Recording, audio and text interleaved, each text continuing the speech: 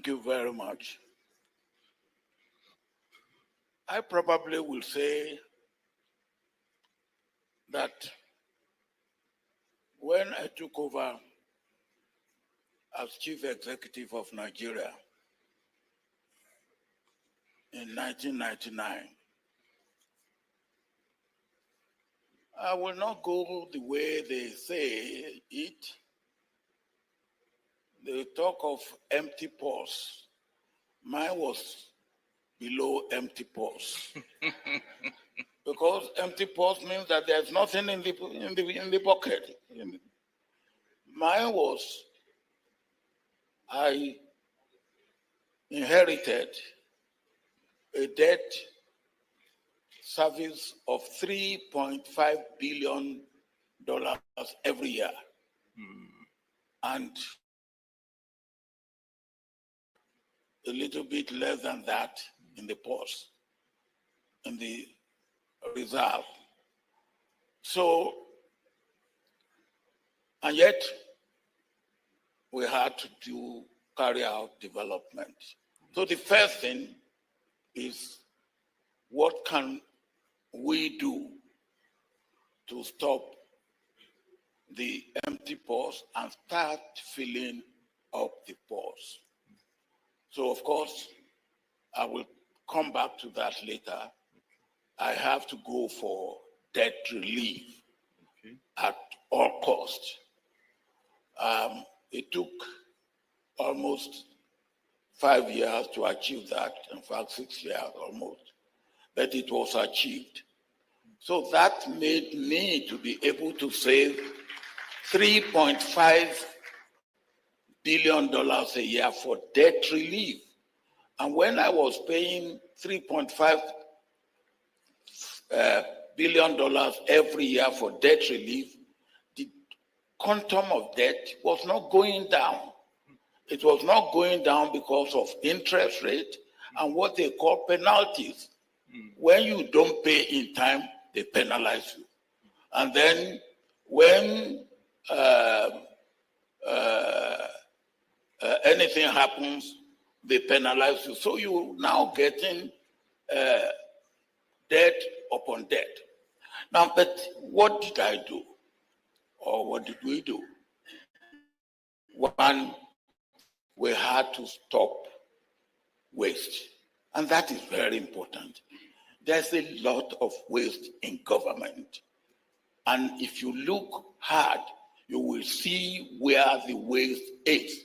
And you cannot remove waste completely, but you can drastically reduce waste. And we did drastically reduce waste. The next is corruption. Oh, they give corruption all sorts of names. Whatever name they give corruption, corruption is corruption. And corruption is a strange bedfellow with development. Corruption and development don't go together. Don't deceive yourself. Whichever way you go about it, corruption is inimical to development. And we found that out. So the first bill I sent to the National Assembly is the bill to stop corruption and punish corruption.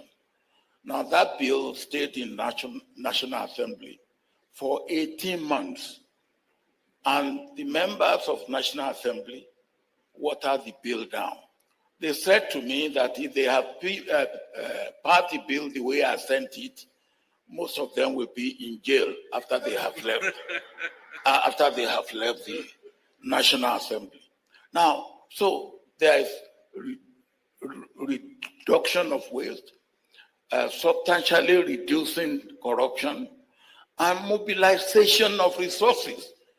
There are resources internally that can be mobilized if only attention is paid to it and is carried out well. That is on what we do. And of course, there's also mobilization of resources from outside. The outside resources are there. And I will put it this way. Money to develop or fund to develop Africa is out there internally and externally.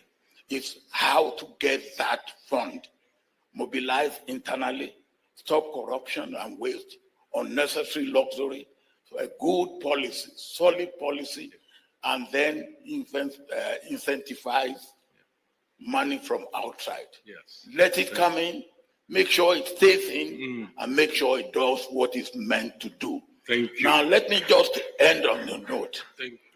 Talking about corruption, there was a situation when I was doing the debt relief. And I said, look, bring for me, let me see what are these debt that we are paying for. How do we encode them? Where are they from? And there's a case like this. A state, part of the debt that we had to pay for, a state borrowed $10 million for Tonki carpet manufacturing. Tonki. They drew up the money completely. They had a commission video report. The land was not cleared. The land was not cleared. When I saw this, I said I wouldn't pay. Then they showed me the small print where it says, whatever the money, once the money has been signed and the instruction has been given by the borrower for deployment of the money, then the responsibility is that of the borrower to pay. So I have to pay the money that was not even, did not come to a project that it was meant to come to. And that is the sort of thing that we suffer. We had to make sure that we stop that. Then we will have money to do what we need to do for development. Thank you. Thank you very much. I would say that the African spirit is failing to be broken and will not be broken because despite the challenges you mentioned, we are able to continue to have hope and cling on to hope so that we can develop our continent and in conjunction with CARICOM, all over the world, a system that truly proves resilient. And it means we have to make sure the production levels of our commodities, are upscaled. But not just that, because trading, which replaces aid in many ways as a positive thing, also means that we must trade not just in raw materials, but trade in materials that have added value right here on the continent, so that we are in the same vein creating jobs for millions of young people. As a young continent, we need to provide jobs to these young people. This is what Malawi 2063 vision talks about. How does Malawi become a self-reliant, all-inclusively wealthy nation that is industrialized? If we continue to export raw materials, and then if those who produce are empowered to produce more and of high quality consistently, so that we are able then to link up with the other nations. This is a question that we are facing head on because we believe that Africa can really become the giant it is, because it is already one. But we need to make sure that means of production and beneficiation of what Africa has is done right here on the continent. And then it means we'll cooperate more as well in order for us to make sure that the barriers that got created, not by our own making, but in someone's scheming to make us what we are supposed to be in their sight, always down there. Some of these policies have also been inadvertently adopted by those of us in leadership, where we still want to make sure we put the least right where supposedly they are supposed to be. But people like smallholder farmers in Malawi or subsistence farmers who are working hard to produce even food that the majority consumes, they are the least paid. We said that must change. The economics that says the least paid food stuff will make sure the inflation doesn't rise is a false one, because it penalizes those that are working hard to feed everybody else and to remain poor. We must find solutions that then raises everyone. Any chain is as strong as its weakest link. And in a community like Malawi finds itself fighting poverty, we want to create wealth instead. And so we have developed an ATM and AM strategy where agricultural production and commercialization is emphasized with mega farms on the scale. Irrigation, we're developing right now what will be the largest irrigation system in Southern Africa, the Sheer Valley Transformation Program. And we want to make sure that agriculture then becomes not subsistence, where you just want food for one day, but produce quantities that can feed the rest of our brethren across borders. And then tourism. Malawi is the most beautiful country in terms of what the lake has to offer, things that you can't find on planet Earth. But we need infrastructure. Infrastructure that says everybody can come, an ecosystem that says even the Caribbean can visit, which they already do with some of our music, tourism, concerts and stuff. But mining, we have discovered now, we never thought the rare earth, the graphite, the rutile, the largest deposits of rutile, 97% pure titanium, that is yet to be, exploited, not exploited by exploiting Malawians, but exploited for the benefit of Malawians. And we need investors that then become partners to unlock some of these. We have all manner of mines, but manufacturing has to happen in the country. For example, the mega farms I just mentioned. We need to have systems where these farms are and have factories there, add value to what we produce, the coffee, the tea, the tobacco, and macadamia, everything. So when we sell, we have the benefits of those who buy as well as those of us who sell. That would be my thoughts. Thank you. And like my colleagues, I would like to begin by thanking Professor Rama for the invitation to join the Assembly today, and also to wish him the best of luck in his new career. He has been an outstanding champion of the African cause, and all of us should thank him very much for the work that he has done.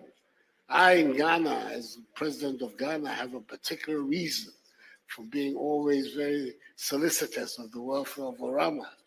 At the time of the difficulties that the COVID-19 brought to us and our access to the capital markets of the world, Afreximbank is the one that came to our aid, gave us $750 million at the time when we couldn't access the capital markets of the world.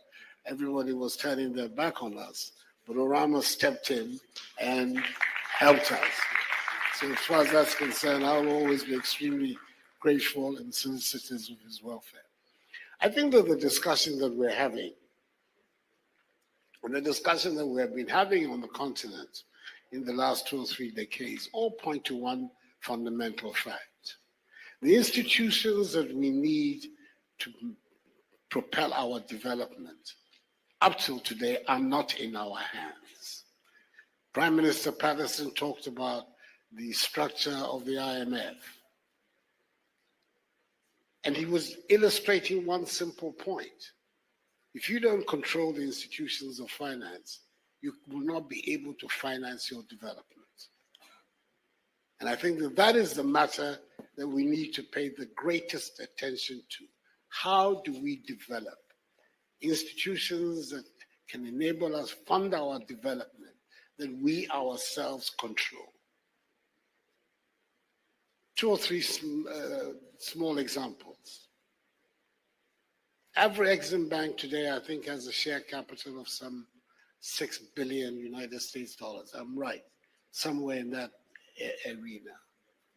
The Japan Bank for International Cooperation has a share capital of nearly 20 billion United States dollars. The Japanese Exim Bank, the Chinese Exim Banks figures are in the region of 54, 55 billion dollars. That is all the difference between what Japan can do to fund its development and what we can do to fund our development. So there's a need for us to focus on what is it that we can do to transform the situation. Last, in 2024, which is the last year I was president of Ghana, I made a proposal at the AU that each one of the 54 countries on the continent should in future deposit 30% of its sovereign reserves with African multilateral institutions. For the simple reason that these reserves are lying in foreign banks, passive, in some cases deriving negative interest, and yet we are unable to fund our development. And it can only be done if we strengthen our own institutions like the Afreximbank, the ADB, etc. And for that to happen, we have to put our mouth where our thoughts are. We've got to be able to say to ourselves, if we are serious about the development of this continent, let us make the decisions that will enable us to resolve our problems. We can't do it. We can't do it just by talking. We have to do it by acting.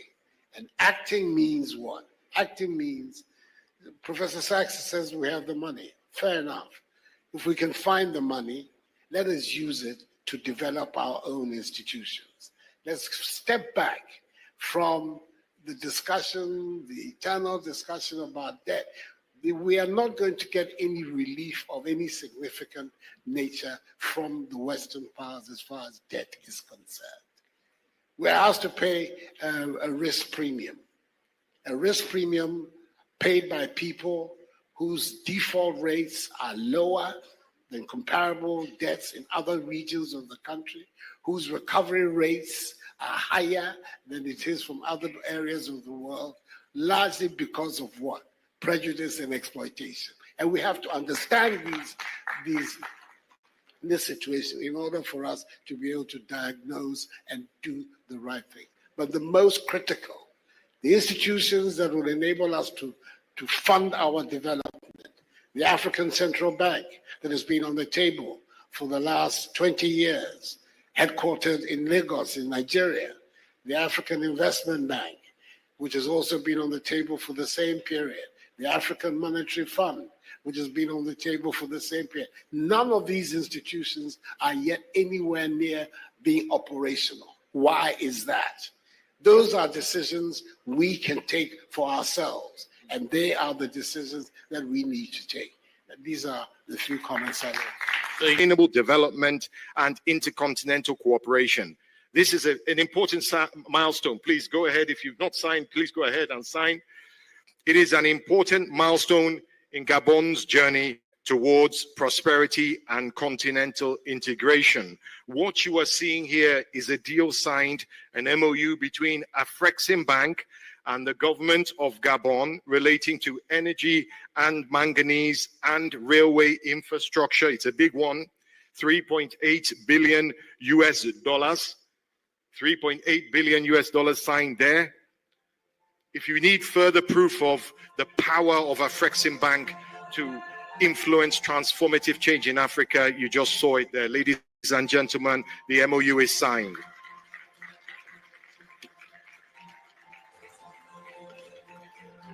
Congratulations to both parties, but you're not free yet. We've got another signing for Gabon as well. We're giving you 2 for 1 here. Gentlemen, I understand you also have something else to sign. Ladies and gentlemen, this is a facility agreement also between Afreximbank and the Ministry of Economy and Finance of Gabon. This is a 200 million euros. It says euros. Facility to Gabon. Let me tell you, please go ahead, gentlemen, and sign. I'll describe the deal. Afreximbank has granted the government of Gabon, the Republic of Gabon, 200 million euros, amortizing term loan to support strategic investments in the country's energy sector, specifically financing construction of 3 thermal power plants with a combined capacity of 300 megawatts to address power shortages in Gabon. It's a 7-year structured facility and it's designed to leverage Gabon's existing repayment capacity while unlocking economic potential by providing energy infrastructure, enhancing electricity supply, and fostering sustainable development in Gabon. This loan that you saw underscores Afreximbank's deep commitment to support critical infrastructure projects that drive industrialization and economic growth across Africa. 200 million euros. Signed, gentlemen.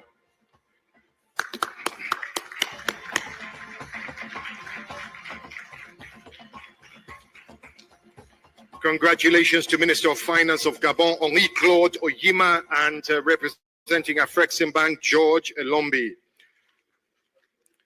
Just one more to go, and then we'll continue with the program.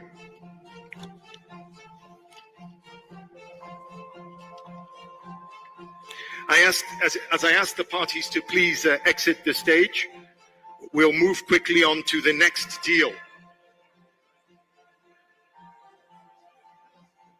If I could ask you to please move to your chairs, we want to get the next deal in.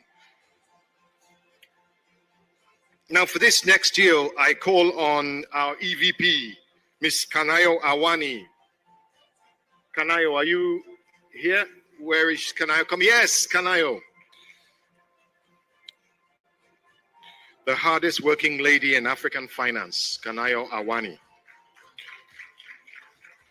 And for Gasmeth, I'm calling the Chief Financial Officer for Gasmeth, Mr. Bruce Burrows. Mr. Bruce Burrows, ladies and gentlemen, for Gasmeth. What are they signing? Well, it's a transaction, $233 million US.